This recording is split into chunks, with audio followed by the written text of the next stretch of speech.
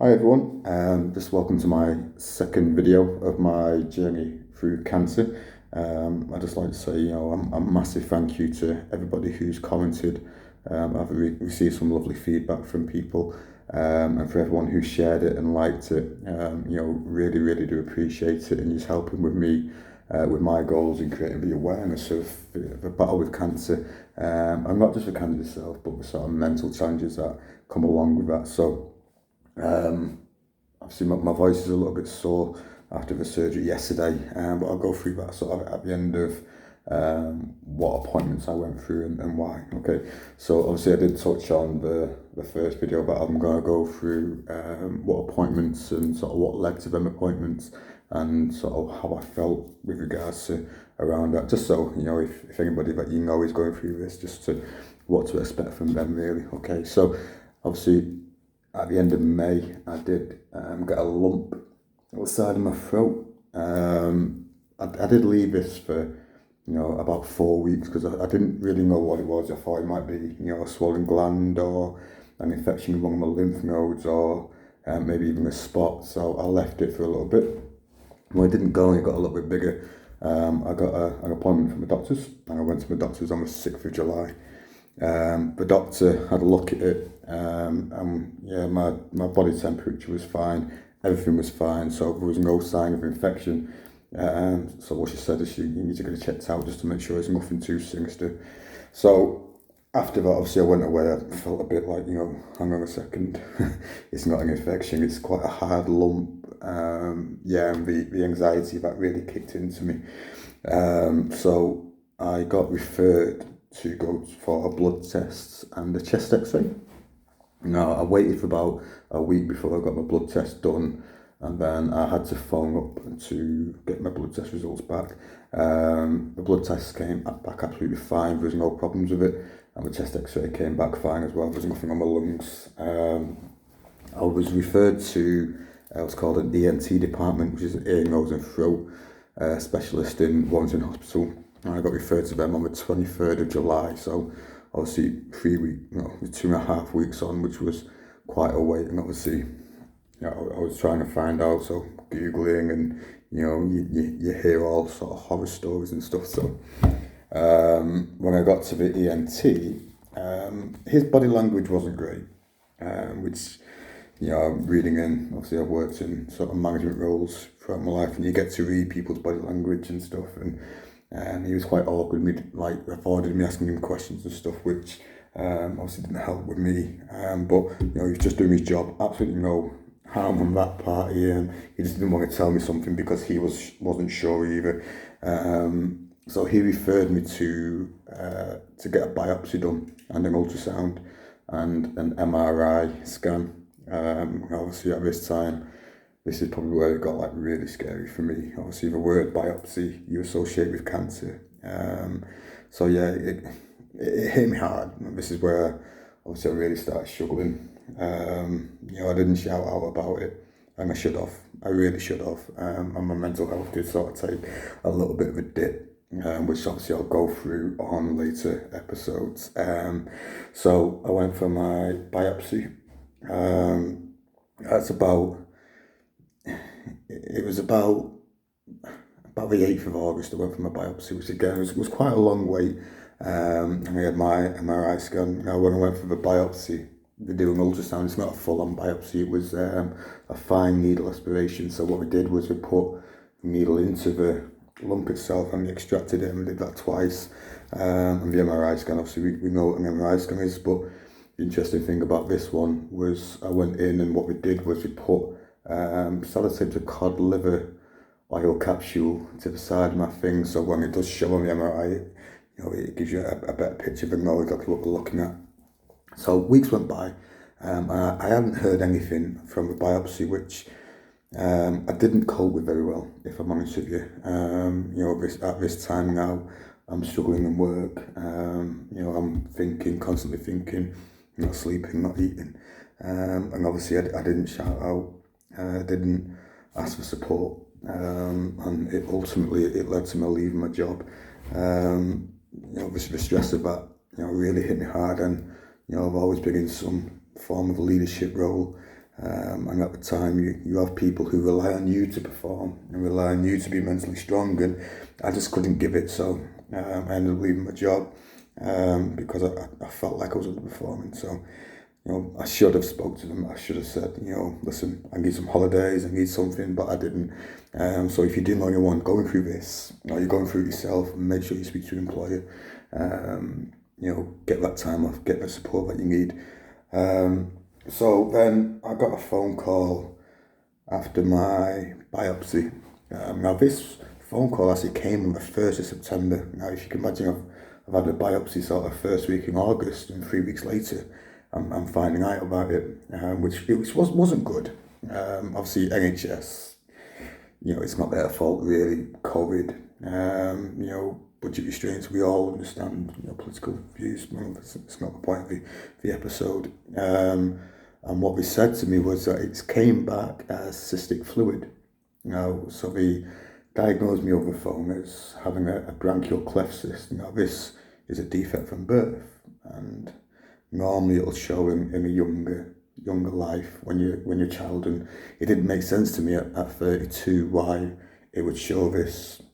So I took it with a pinch of salt, if I'm honest with you. It didn't set on the nerves at all. Read up about it on Google, and obviously what they said was, as you grow older, it still can be cancerous. So, the tension's still there for me.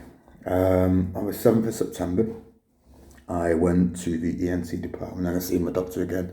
And this was a new consultant now that I was seeing. He sort of sat down and started speaking about this branchial cleft cyst, and then he brought up my MRI results. And what we're seeing was, there was this here, there was a small little cyst here, and another gap there, another void. So what he looked at was then getting another ultrasound. So we had the ultrasound there and then went straight for it. He went straight for it, having a look. When she was going through it, these two looked like cysts, and this one had a hard mass inside it. Now, inside the branchial cleft, there shouldn't be a hard mass. So the radiologist doing the ultrasound then recommended to my consultant saying, before you get surgery on removing a branchial cleft cyst, you should send him for a PET CT scan first. So I went home. I wasn't feeling great, if I'm honest with you. PET CT scan was done. That was done probably about 15th of September, I believe it was. Again, a lot of waiting around. For those of you who don't know what PET CT scan is, PET CT scans are now used to help confirmed cancer cases determine how far it's spread and where it is on the body. And what we do is we inject you with a radioactive glucose, because cancer is a fast generating cell. It takes all this glucose and it'll show us a hotspot on a general CT scan. So I went back, I think it was the 27th of September, I went and received them results. No, it wasn't 20th, it was the 21st of September. Sorry, I went back and received the PET CT scan results. Obviously I'd done my research on it at the time, so I sat in a chair. He opened the scan results, and it was clear as day, lit up like an absolute Christmas tree. So my tonsils were glowing, this lump was glowing, and the lymph node under here was glowing. He looked at me and he just said, listen, I'm concerned. You've got different tumours. There's benign tumours and there's malignant tumours. Yours are malignant, which does indicate cancer. Now, obviously, my heart dropped, absolutely dropped. I'm sat in a doctor's room on my own because you're not allowed anyone in for COVID. That walk out of the hospital was horrible. Walking through a hospital on your own, you are crying because you've just been told probably the worst news that you could ever face as a young man. That was really hard. So I didn't really take a lot in, if I'm honest with you. As soon as he said cancer, as soon as I seen them images, I just totally switched off. Didn't really understand what else he said. It was only after that I had to sort of really sit there and think about what he'd spoke about. And he then referred me to the specialists in St Helens. I went to see a Professor Jones, and obviously I went home and I told my mum, I told my nan the news about what I'd heard that day.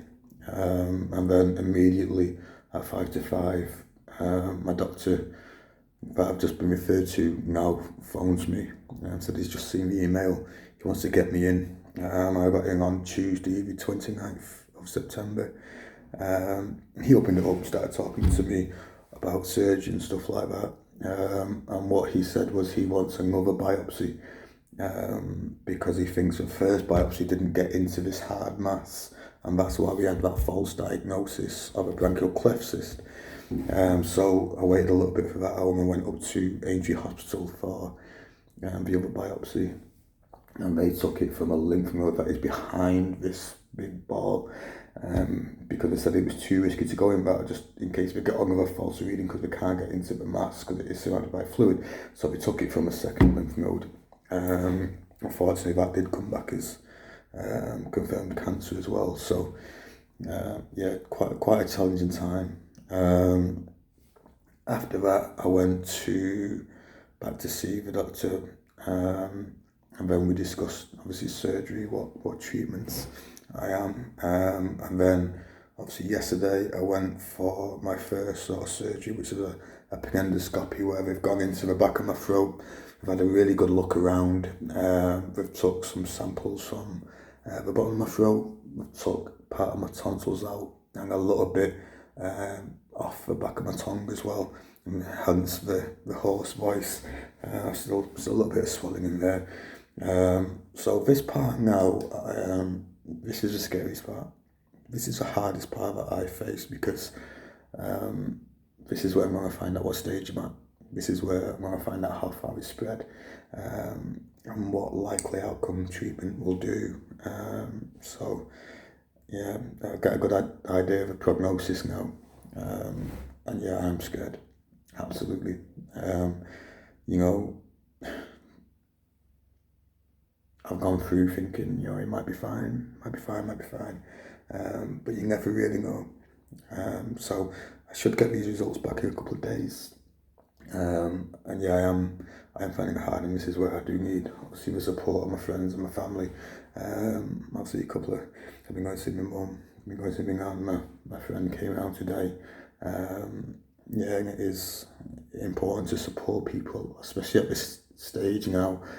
So if you do know anybody that's going through it, yeah, make sure you get round, and you know, I'll touch on it in a later video, but make sure you get round unannounced as well. So I'd make up excuses when people said, "Oh, come round." I was like, "No, I'm busy." I wasn't busy. I just didn't want people to come round. So yeah, make sure you do them unannounced visits. You know, we live in this world of social media where it's that easy to get in contact with people. Just turn up. Just turn up and say hello. Just make sure that we're okay. So next step for me is obviously find out my results, which will determine how much of a margin they've got to play with when the surgery goes. So we are going to cut from here to here, and take out a load of tissue and healthy tissue to try and clear as much margin as we've got. And then we're going to take out my lymph nodes from my right side. I am going to lose the use of this arm for a little bit. I won't be able to lift it like that. It'll just go to a 90-degree angle. But you know, it is what it is at this moment. Obviously, I'd rather them heal me than, you know, this arm. I'll have to just get a step ladder to reach the top shelf. So obviously that ends the video for this episode, and obviously, as you can tell, my voice is quite sore now. So what I would like to ask from you watching this video is help me on my goal, help me on my mission. You know, we all fight something at one stage, and obviously I'm covering cancer, but also the mental challenges of it as well. And whilst I'm losing my voice, I need you to be my voice. Share this video, comment, like, just so people understand and people can see what the real impact this is having on me. and obviously for others that you may know. Okay, so yeah, give it a like, give it a share, and let's get this message out, guys. Thank you very much. Bye.